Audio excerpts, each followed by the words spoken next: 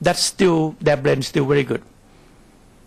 You don't make them work physically, but mentally with their brain, how they can use it. Like myself, you know, after 60 years old, Cambodian government still think that I can be useful.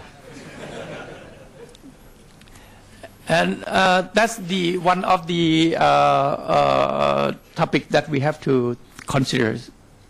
Secondly, they're talking about eastward bound, all the power shift from west to east.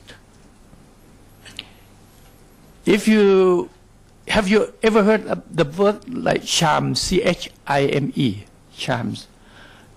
It's abbreviated from China, India, and Middle East. Now the companies or the state enterprises of these three countries is buying many Western companies. Volvo now belongs to Geely of China. Land Rover and Jaguar belong to Tata of India. Mercedes-Benz now belong to Abu Dhabi. They own majority of the shares. So more and more. Why? Because of China export a lot. You know that in the first 7 months of this year, in 2009, China banking system released new loan after the crisis already, more than US, Europe, and Japan combined. So it means that China is now increased their production capacity, while others is trying to consolidate it. But China is still bullish about export. So it means that you are facing fierce competition from China for many decades to come. They are really happy in the position that they have both high technology and cheap labor and good financial support.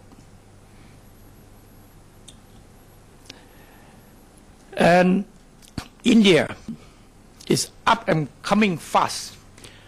About 300 million of Indian population are middle class.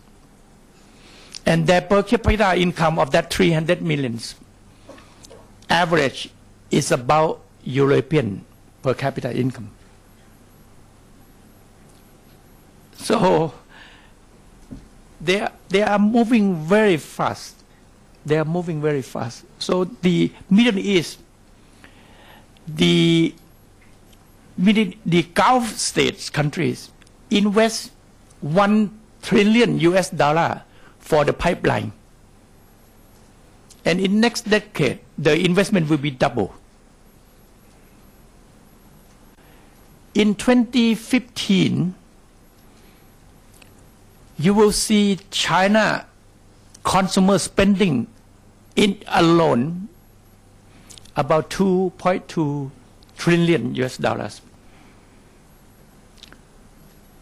Definitely the power will shift from the west to the east because of the wealth, the population base, the consumption power. So that's the reason why I said that you don't have to concentrate only one market. We have so many markets that you can work on it.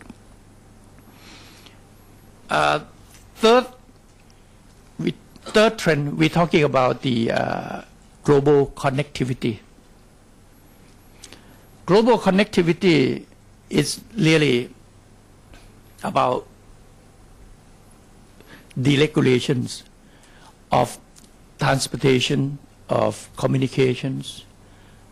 That's allow people information, finance, knowledge to be able to move freely, to flow from one place to another.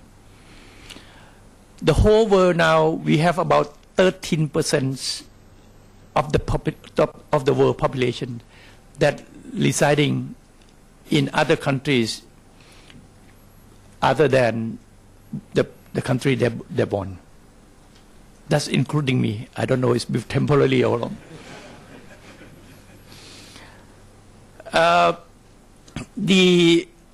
We, especially the developing countries, you have to understand globalization very well. You must understand it very well.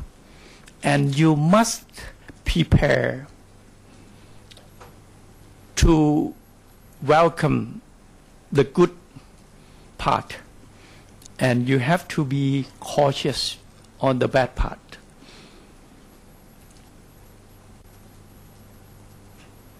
Globalization is mean that the free flow of fund. So the money can move around easily. The free flow of people. That is the talents, the labors, the migration of peoples will be more and more. Because of the new technologies or allow that's the third one is the free flow of information and knowledge. The knowledge, the information can flow over one click.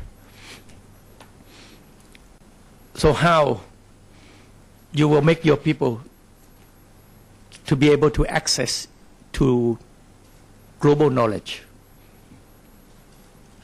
So your bandwidth, your price per bandwidth must be cheap. And your infrastructures, about communication infrastructures, must be covered, especially the fiber to homes, or the last mile. That's the problems in the past. We have to be clear from one country. Many countries that improve this have improved it.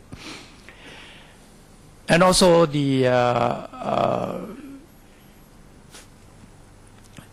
free flow of goods trade.